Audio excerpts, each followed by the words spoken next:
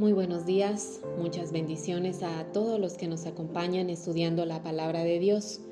Hoy leemos 2 Samuel capítulo 11, versículo 14 al 27 en la versión NBI.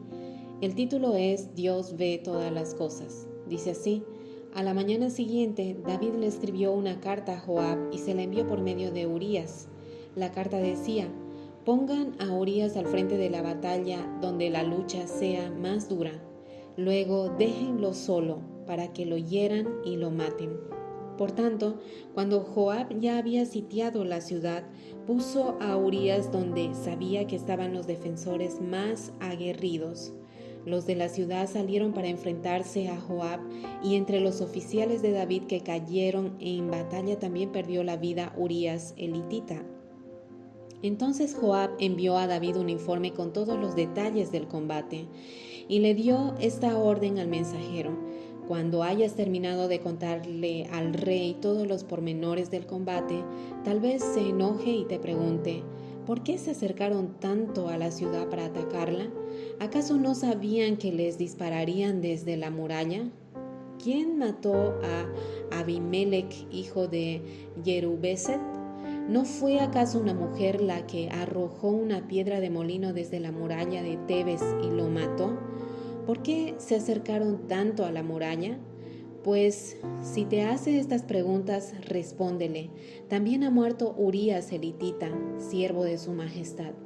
El mensajero partió y al llegar le contó a David todo lo que Joab le había mandado decir.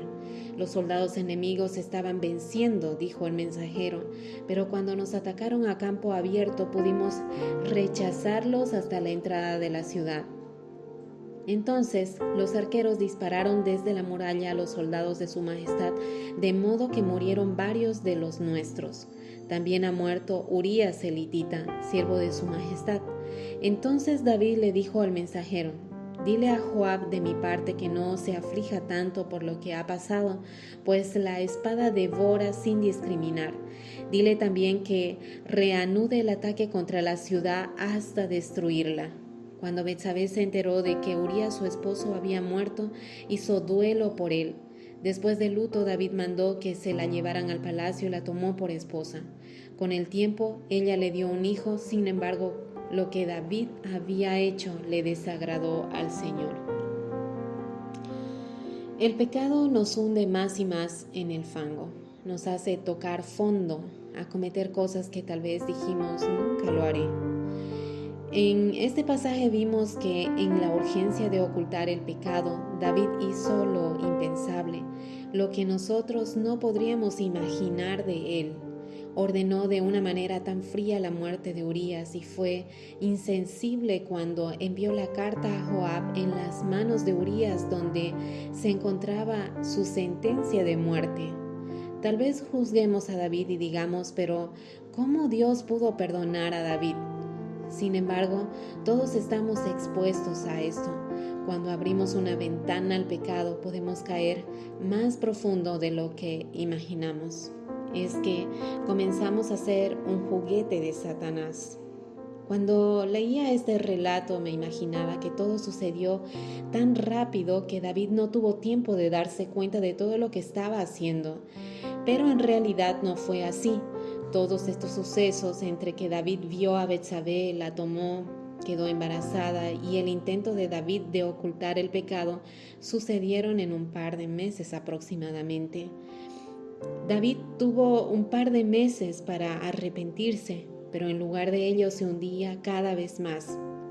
Es que el pecado logra esto en nosotros, lo que ni nosotros imaginamos que podemos hacer.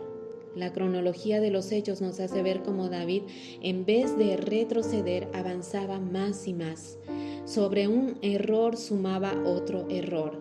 Recordemos, luego de recibir la noticia del embarazo de Betsabé, tenía que ocultar su pecado, porque Urías, el esposo de Betsabé, estaba en el campo de batalla. Entonces no podía ser el padre del bebé.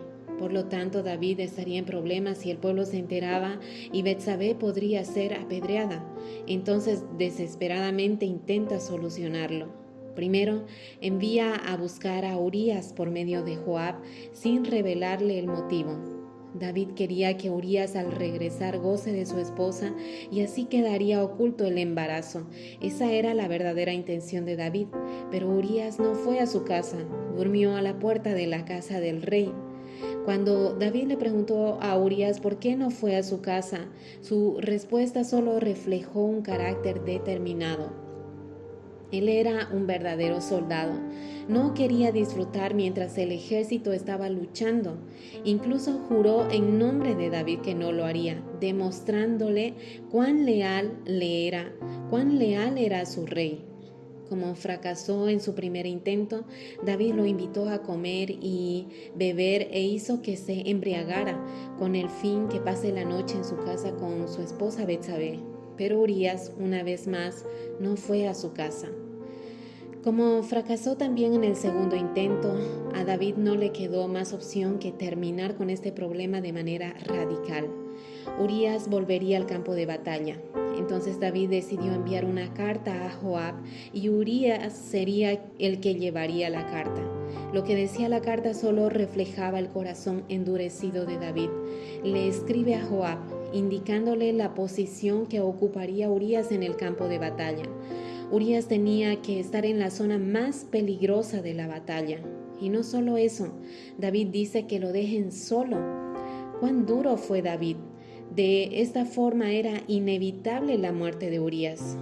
David era un guerrero experimentado, sabía la forma exacta en que Urías podía morir. Qué tristeza, ¿verdad?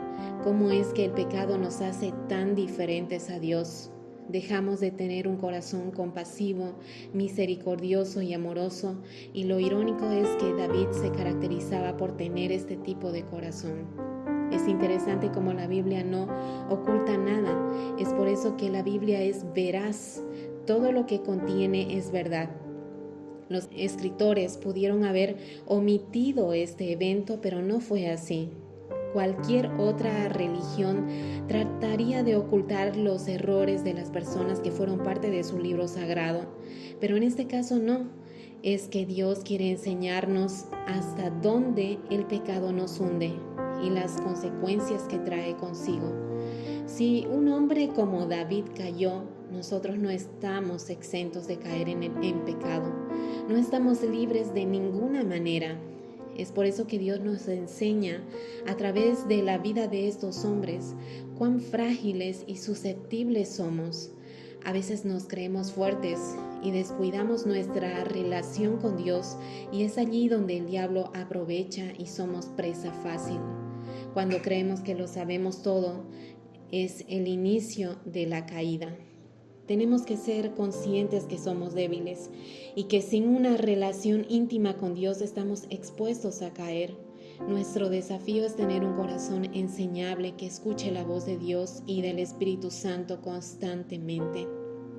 Cuando le dieron la noticia a David que Urías había muerto, le dice al mensajero que le diga a Joab que no se desanime por los que murieron, que eso solía suceder en la batalla. Sus palabras solo expresaron indiferencia e insensibilidad. Un comentarista dice: pero ¿qué pasó con ese David misericordioso que lamentaba profundamente la muerte de Saúl y Abner, sus rivales? Ahora no mostró ninguna aflicción por Urías, un hombre con un carácter espiritualmente firme. Al parecer, David se había hecho insensible a su propio pecado. La única manera en que pudo cubrir su pecado, el adulterio, fue pecando otra vez, y muy pronto no sintió más culpabilidad por lo que había hecho. El pecado repetido nubló su sensibilidad a las leyes de Dios y a los derechos de los demás. No vio los derechos de Urías, ni siquiera los de Betsabé. El último versículo cierra este evento con una frase clave: mas esto que David había hecho fue desagradable a los ojos de Dios. El rey probablemente pensó que nadie lo podía delatar, porque nadie lo había descubierto. Urías había muerto, pero el Señor vio la perversidad del obrar de David. Es que nada de lo que hacemos está oculto a los ojos de Dios, absolutamente nada. Mientras más tratemos de cubrir un pecado, más insensibles nos haremos a él. No se endurezca ante el pecado como hizo David. confiese sus malas acciones a Dios antes de que se olvide que son pecados. Dios está dispuesto a limpiarnos y a perdonarnos, como dice 1 Juan 1:9. Si confesamos nuestros pecados, Dios, que es fiel y justo, nos perdonará y nos limpiará de toda maldad.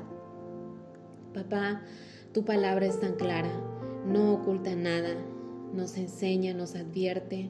Gracias, Jesús. Queremos tener un corazón enseñable, que escuche tu voz. Cuando pensemos que podemos salir libres de la tentación con nuestras fuerzas, recuérdanos que somos tan frágiles y que sin ti no podemos hacerlo. Confiamos en ti, papá. En el nombre de Jesús. Amén y amén. Que tengan un bendecido fin de semana.